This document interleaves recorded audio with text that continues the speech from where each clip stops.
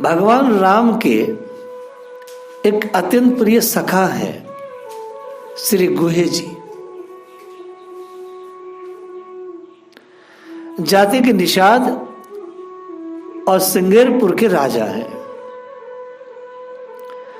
शिव पुराण में इनके पूर्व जन्म का प्रसंग प्राप्त होता है। अच्छा देखो कहां कहां से भक्तों का प्रेम जो है हमारे सामने है। भक्तों भगवान की प्रेम कथा।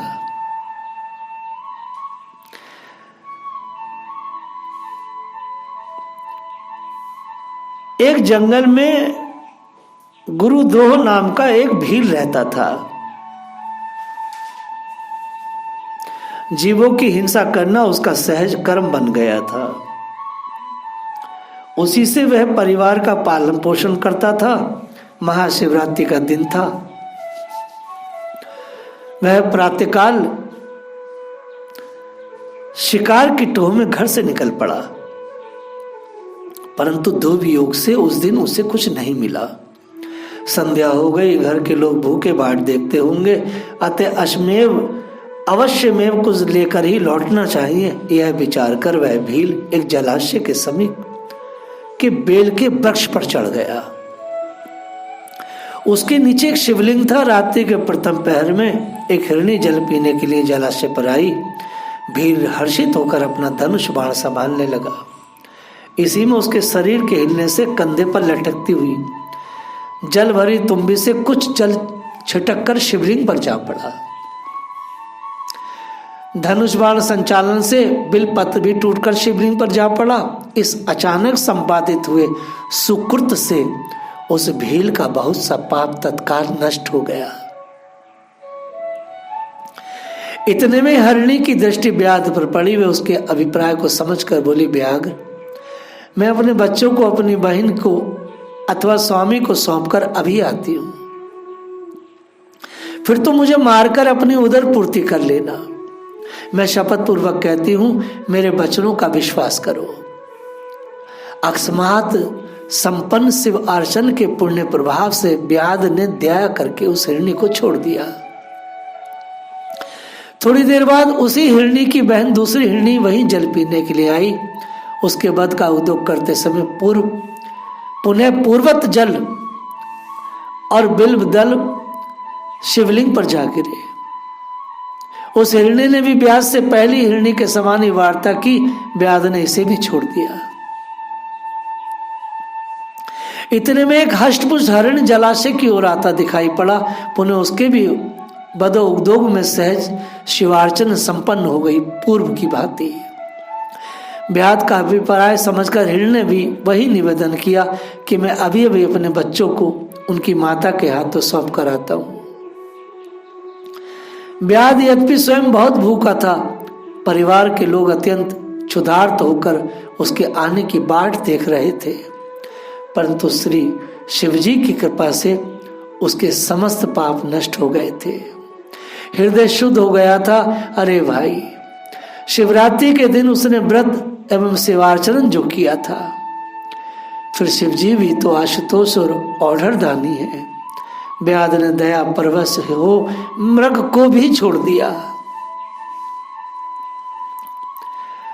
निवास स्थान पर पहुंचने पर जब मृग और दोनों मृगियां मिली तो परस्पर विचार विमर्श कर उन्होंने यही निर्णय किया, हम सब लोग मिलकर व्याध के पास चल, क्योंकि सबने सत्य की सौगंध खाई है। माता पिता को जाते देख बच्चे भी साथ लग गए। इस मृग समूह को देखकर व्याध को भी बड़ा ही हर्ष हुआ और धनुष पर बाण संधान करने का उपक्रम करने लगा। पुनः जल और बिल्वदल शिवलिंग पर गिरे। उस व्याध के पाप तो पहले के ही पूजन के प्रभाव से नष्ट हो गए थे, इस बार तो उसे दया के साथ विवेक भी प्राप्त हो गया। ये जो गुण है ये भगवान की कृपा से आते हैं और कृपा से ठहरते हैं। भगवान के भजन से, भगवान के सेवन से पाप जलता है, लेकिन अगर आप बार बार अपने उन गुणों का चिंतन कर रहे हैं कि ये गुण क्यों नहीं ठहर रहे हैं, तो गुण इसलिए नहीं ठहर रहे, पापों के समूह के ऊपर गुण कभी नहीं ठहरते। मानव के जीवन में जब तक पाप राशि रहेगी, वो चाह के भी सुंदर गुणों को संचित नहीं कर सकता, उन्हें अपने शरीर में धारण नहीं कर सकता। गुण जब ही ठहरते हैं जब मनुष्य निष्पाप होता है। ये जो विवेक है, ये जो दया है, दया और विवेक तो जब ही आते हैं मनुष्य के अंदर जब शरीर से पाप राशि नष्ट होती है, नहीं तो दया नहीं आ सकती, विवेक ठहर नहीं सकता, दया ठहर नहीं सकती। व्याध को सहसा बड़ी आत्मग्लानि हुई कि ये पशु होकर भी कितने परमार्थ निष्ठ है, और मैं मनुष्य होकर भी परमार्थ की कौन कहे, स्वार्थ में भी विमुख रहा। उचित रीति से मैं उदर पूर्ति करने में असमर्थ रहा। धन्य है ये मृग और मेरे जीवन को बार बार धिक्कार है। इस प्रकार ज्ञान संपन्न होने पर व्याध ने अपने बाणों को रोक लिया। कहा कि श्रेष्ठ मृगो, तुम धन्य हो, तुम्हारा कल्याण हो, तुम जाओ। व्याध के ऐसा कहने पर भगवान शिव जी ने तत्काल प्रकट होकर अपने दिव्य स्वरूप का दर्शन कराया। प्रसन्न होकर सदुर्लभा भक्ति का वरदान देकर बोले, व्याध, एक दिन निश्चय ही भगवान श्री राम तुम्हारे घर आवेंगे, तुम्हारे साथ मित्रता करेंगे। मैं मृग भी शिव जी का दर्शन कर दिव्य रूप धारण कर दिव्य शिवलोक को चले गए, और वे भील ही कालांतर में सिंगेरपुर का राजा निषाद राज गुहे हुआ, जिसकी श्री राम जी में अविचल प्रीति थी। तभी तो कहा गया है, शिव सेवा कर फल सुत होई, अविरल भक्ति राम पद होई। हमारे बड़े बड़े आचार्यों ने शिव की अर्चना करके ठाकुर जी को प्रसन्न किया, और इस मामले में श्रीपाद सनातन गोस्वामी का उदाहरण तो सबसे सर्वोपरि है कि किस प्रकार वो गिरिराज जी पर चक्रेश्वर के चरणों में बैठ करके भगवान के नाम को स्मरण करते थे। वैसे भी इस ब्रजभूमि में शिव जी इस तरह से व्याप्त हैं क्योंकि भगवान शिव जो हैं श्री कृष्ण के नाम में ऐसे रत और मत हैं कि कहीं भी आप इस ब्रज के किसी भी कोने में जाएंगे, आप शिव जी को पधरा हुआ देखेंगे। क्यों ना हो, भगवान के नाम के सबसे बड़े रसिक तो शिव ही हैं।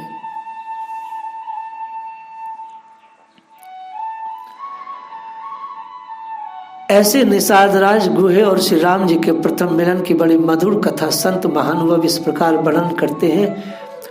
लगातार इस कथा को अनेक अनेक प्रकार से हमने बोला है।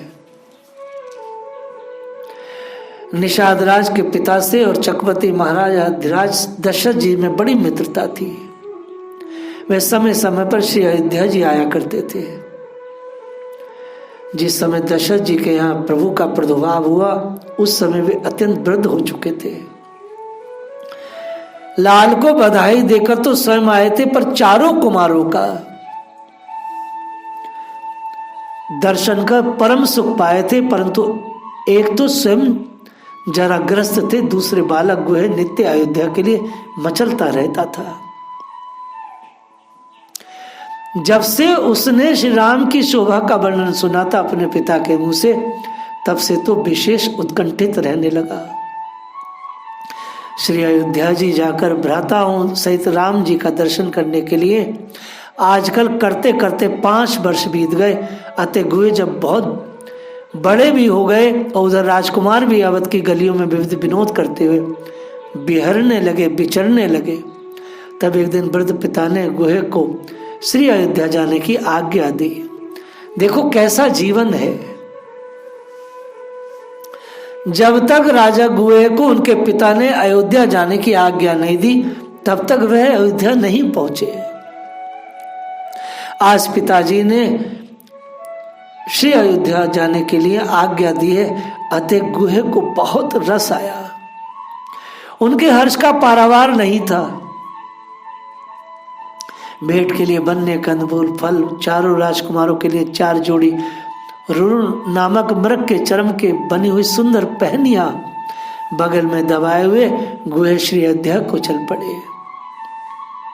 हृदय में अनेक अनेक मधुर भावनाओं को सजे हुए थे। गुहे आज कहाँ जा रहे हैं? आज राम जी से मिलने जा रहे हैं। ये गुहे कौन है? ये भगवान के बड़े मित्र हैं, बचपन के सखा हैं। ये सखा कैसे बने हैं? ये सखा शिव जी की कृपा से, उनके आशीर्वाद से बने हैं। शिव समान दाता नहीं, करुणा के अवतार।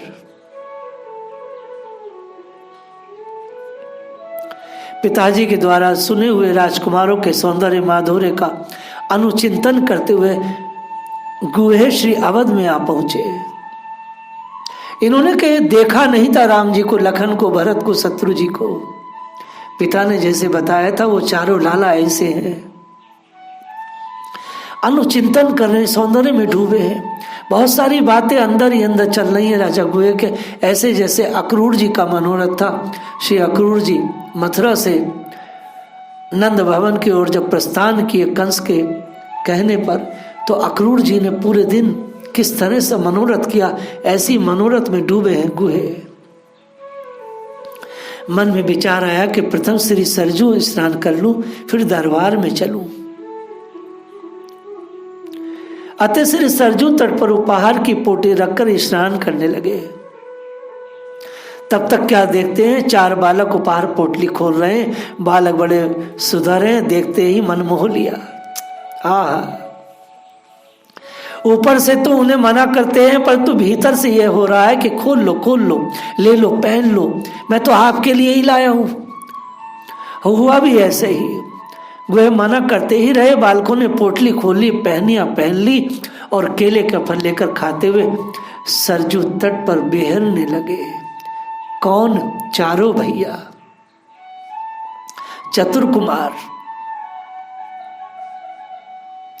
गुहे नाराज भी हो रहे थे, प्रसन्न भी हो रहे थे। गुहे कौन है? छोटे से हैं, जैसे ठाकुर जी हमारे हैं, राम लखन भरत शत्रु, वैसे गुहे भी हैं। स्नान कर बाहर निकले, वस्त्र बदलकर बालकों के समीप पहुंचे। कुछ रीझे से, कुछ खीजे से समझ नहीं पा रहे थे मन की दशा क्या है। मैं इनसे नाराज हूं कि इन पर प्रसन्न हूं। प्रेम की अवस्था ही ऐसी है। प्रेम में कई बार ऐसा लगता है कि वो नाराज है। प्रेम में कई बार वो लगता है कि वो बहुत मुझ पर प्रसन्न है। प्रेम की अवस्था का कोई वर्णन नहीं कर सकता। प्रेम अनिवर्चनीय है। हम लोग राधा कृष्ण तत्व पर चर्चा कर रहे हैं। राधा कृष्ण तत्व तो मैं एक ही बात कहता हूं, ये तो प्रेम तत्व है। और मेरी कथा का टाइटल भी यही है, शीर्षक भी यही, प्रेम तत्व।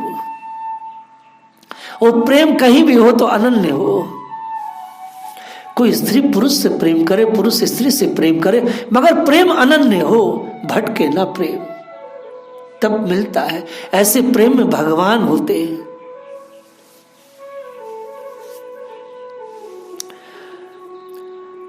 गुहे समझ नहीं पा रहे थे, वो खींच रहे हैं कि रीझ रहे हैं। पूछे, आप लोग किसके बालक हैं? आप लोगों को मालूम नहीं मैं ये उपहार चक्रवर्ती महाराज कुमारों के लिए लाया था। जो चक्रवर्ती महाराज हैं उनके कुमारों के लिए मैं लाया था। बालक मधुर मुस्कान प्रभु बोले, ओहो, बताओ कितनी गलत बात है। तब तो हमारे लिए यही था, लेकिन ये बात दबा गए। चारों कुमार गुहे से आनंद लेने लगे, जिसे कहते हैं परिहास करने लगे, मजाक करने लगे। अरे भैया, तुम दशरथ जी के चारों पुत्रों के लिए लाए थे? हाँ हाँ, उन्हीं के लिए लाया था। लेकिन गुहे कह कुछ नहीं पा रहे, प्रेम में डूबे हैं, क्योंकि भगवान तो सामने ही थे। मगर गुहे जिन सौंदर्य माधुर्य में डूबे थे, वो तो चारों सामने ही खड़े थे, लेकिन वो चुप है, उनसे परिहास कर रहे हैं। लेकिन वो अंदर से ऐसे कंफर्म हो रहे थे कि यही भगवान है, जिनके लिए लाया हूं उन्होंने स्वयं ले लिए हैं।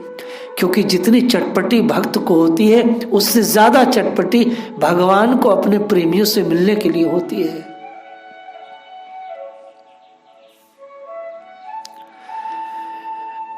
भगवान की प्रेरणा से गुहे को यही प्रतीत हुआ, हो ना हो ये महाराज दशरथ के चारों कुमार हैं,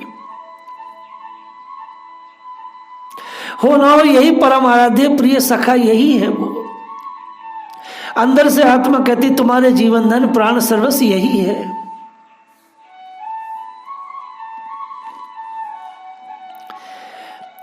लेकिन ये बात प्रत्यक्ष नहीं कह रहे थे,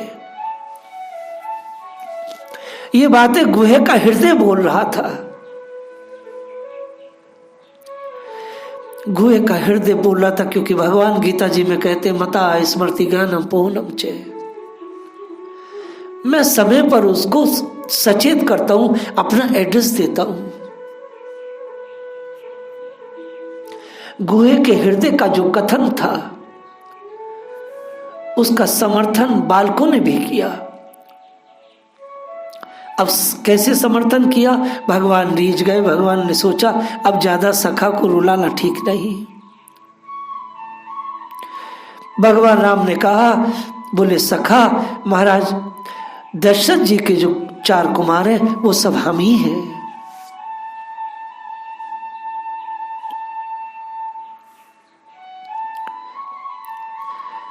आप विचार कर सकते हैं कि ऐसा प्रेम सरजू के तट पर ऐसा प्रेम बरसा। छोटे छोटे राम लखन शत्रु भरत जी ने कहा कि हम वो 4 कुमार हैं जिनके लिए तुम इतनी सुंदर वस्तु लाए, वो हम ही हैं। भगवान की मधुर वाणी से जब ऐसा सुना, वो हम ही हैं जिनके आप लेके आए हैं सखा। और सखा शब्द सुना,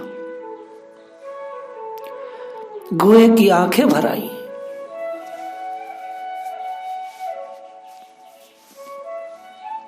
आंखें सजल हो गई, हाथ जुट गए, दोनों हाथ जोड़ लिए गुहे ने। शरीर झुक गया, चरणों पर गिरने के पूर्व ही चारों भैयाओं ने गुहे को हाथों से उठा करके और चारों ने एक साथ अपने सीने से भींच लिया। राम लखन ने दाहिना हाथ पकड़ लिया और भरत शत्रु जी ने बायां हाथ पकड़ा। लिवा ले चले अपने महल की ओर।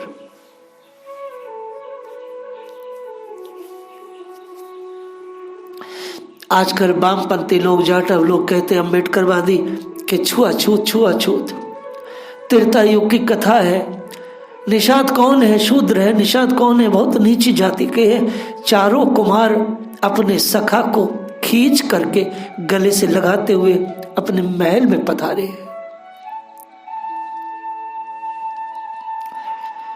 वास्तव में जब से हमने अपने शास्त्रों को पढ़ना छोड़ा है तभी से समस्या का बहुत गहरी होती जाती है। जब जब हम अपने वैदिक साहित्य को पढ़ेंगे, वैदिक लिटरेचर को देखेंगे, वैदिक साइंस को देखेंगे, तो फिर ये सारे विवाद स्वतः ही समाप्त होते जाएंगे।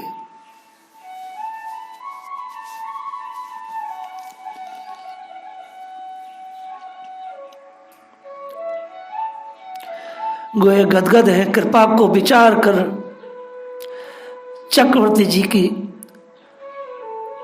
भगवान की ऐसी कृपा। गोये गदगद है भगवान के ऐसे अपने प्रति सखा भाव को देख करके, और उन चारों के बीच में गोहे को इस तरह से देखा तो महाराज दशरथ भी चकित हो गए कि सखे प्रेम तो देखो, राम लखन भरत शत्रु का। ऐसा सखे तो गुहे के जो पिता मेरे मित्र हैं मैंने भी नहीं निभाया। दशरथ जी ने जो महल में अपने चारों कुमारों को गुहे के साथ देखा तो उन्हें विचार आया कि गुहे के जो पिता हैं, जो मेरे मित्र हैं, मैंने उनसे भी ऐसी मित्रता नहीं निभाई। चारों कुमारों ने पिताजी को प्रणाम किया। गुहे ने भी से आंसू नैन पुलकित तन विवल वाणी से हाथ जोड़कर अभिवादन किया। महाराज आपको जोहार करते हैं। हम लोग आज शिव पुराण से इस बात को उठा रहे हैं। जैसा कि मैंने बार बार कहा है कि जहां भी वेदिक लिटरेचर में मुझे प्रेम की बूंदें मिलेंगी मैं सिर्फ वही बोलूंगा। तो गुहे का जो प्रेम है ठाकुर जी के लिए, ठाकुर जी का जो प्रेम है गुहे के लिए, ऐसे प्रेम का समुद्र छोड़ करके आगे कैसे बढ़ा जा सकता है। इसलिए 18 पुराणों में मेरे लिए ना तो कोई पुराण तमोगुणी है, ना तो रजोगुणी है, ना तो सतोगुणी है। जहां भी प्रेम की बूंद दिखेगी हम उसको बोलेंगे।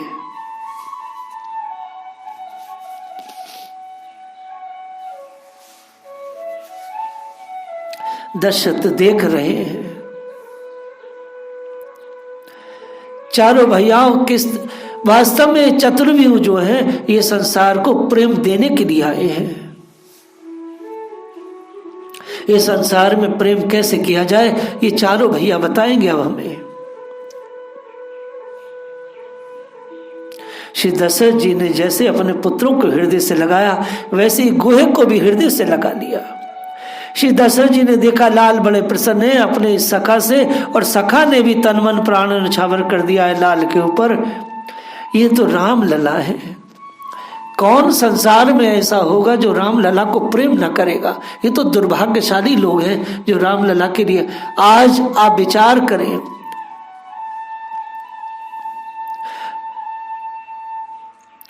हम लोग कम से कम 600 से 700 सालों में रामलला के मंदिर को बना पाए।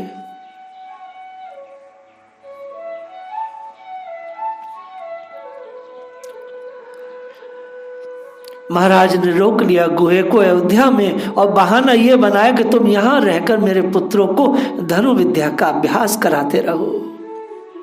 बड़े आदमी है ना, राजा है ना, तो कोई ना कोई सेवा तो देंगे। बल्कि पीछे से बात तो यह थी कि राम जी गुहे के बिना रह नहीं पा रहे थे और गुहे भी उन चारों भैयाओं के बिना रह नहीं पा रहे थे। वन में शिकार खेलना सिखाया करो भैया।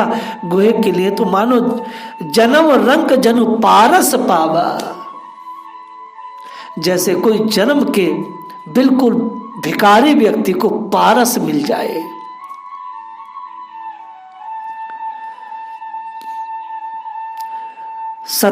सत्योपाख्यान ग्रंथ में विस्तार से राजकुमारों का गुहे के साथ वन क्रीड़ा का प्रसन्न वर्णन किया गया है। अरे भैया, प्रेम के ऐसे ऐसे चरित्र हैं, ऐसे ऐसे चरित्र, जीवन खत्म हो जाए लेकिन भगवान के प्रेम की लीलाएं समाप्त न हो। ये जो प्रेम है ये जीवन का सार है। 7.5 अरब मानव इस धरती पर रहता है और सब अपने अपने लेवल से प्रेम की तलाश करता है, लेकिन गलत जगह पर। प्रेम पंचम पुरुषार्थ है। प्रेम त्याग पर खिलता है। प्रेम की आधारशिला ब्रह्मचर्य है। प्रेम की आधारशिला भक्ति है। मैथुनी रिश्तों में प्रेम नहीं हो सकता। जहां मैथुन है वहां प्रेम टिकता नहीं। जहां मैथुन है वहां कलह है। प्रेम तो ब्रह्मचर्य से टिकता है, प्रेम तो विरक्ति से टिकता है। आधारशिला यही है। आगे की चर्चा को हम लोग कल करेंगे। जय राधा।